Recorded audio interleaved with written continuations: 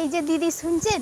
হ্যাঁ বলছি আমি না কোনো গরিব লোককে না ভেবেছিলাম সাহায্য করবো, বড় হয়ে আমি গরিব লোককে সাহায্য করবো। তো এই তো আমাদের এখানে একটা আরাধনা ট্রাস্ট আছে, তো সেখানে গিয়ে সাহায্য করতে পারেন।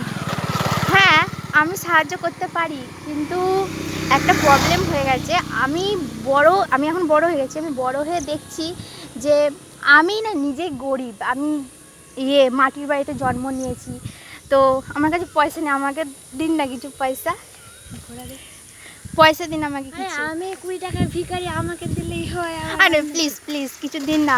আচ্ছা ঠিক আছে, 10 টাকা দিন, 5 টাকা 5 টাকা করে, আপনার হাফ আমার হাফ, কিছু খাওয়া যাবে।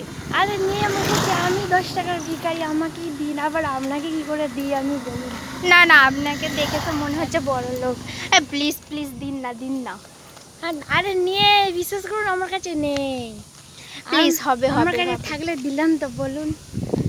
প্লিজ প্লিজ একবার প্লিজ, হবে কিনা দেখুন। আরে আরে বাবা নিয়েই বলছি তো, আবার সে আমার কাছ থেকে কেন চাইছেন?